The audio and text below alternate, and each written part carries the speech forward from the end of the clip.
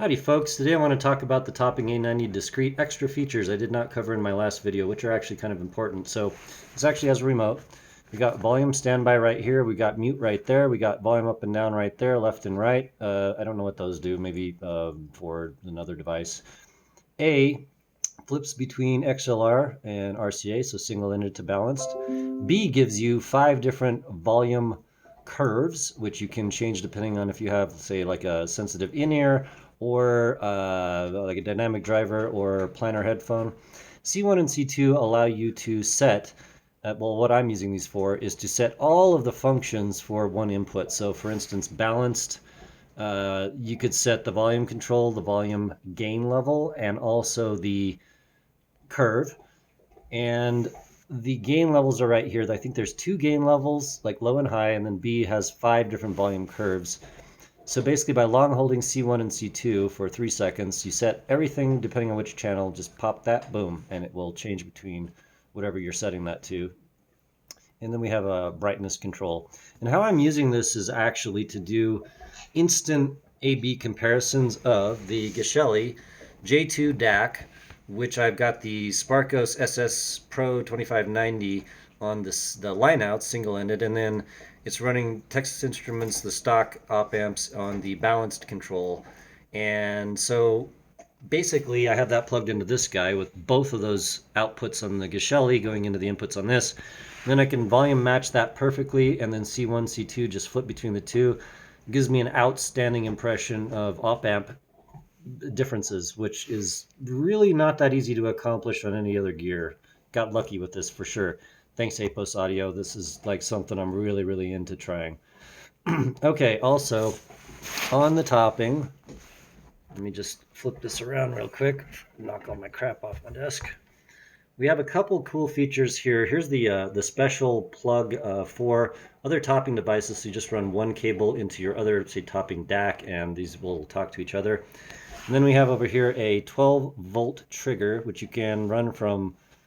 Basically, there's a lot of devices that run a 12-volt trigger. You turn one thing on, and it'll actually trigger other things to turn on. So that's really cool. You could run this in a stack of things. And that includes just not topping stuff. It's kind of like a universal standard. And here's this really other cool feature, which is a ground lift. And so if you have this in a combination of other gear that gives you a ground hum at 60 hertz, which is like, you know, low level usually, but you could break the ground loop by flipping that.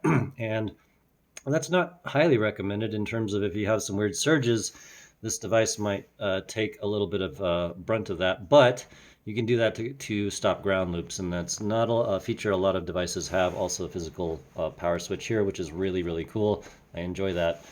So I wanted to talk about that.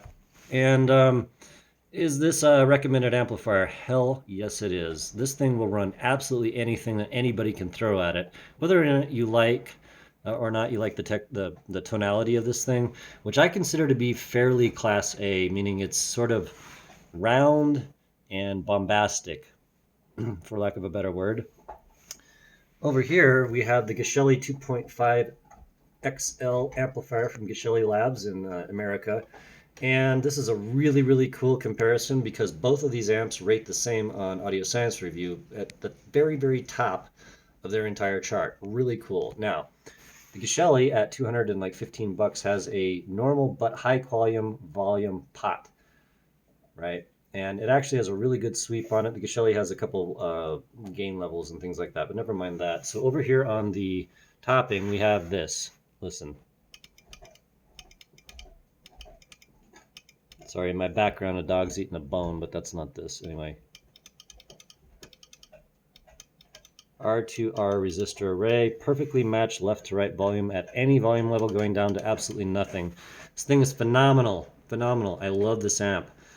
Would I pay an extra $300 and some for that feature? Probably not, but I like it a lot. And so, you know, just to mention that. So topping recommended, highly recommended, a discrete 90 with extra features for anyone, which are actually important considering this thing is 10 watts by 220 watts, which will blow sensitive in-ears into next week if you don't actually control it well. So just wanted to mention that. Have a great day. Talk to you on the next one.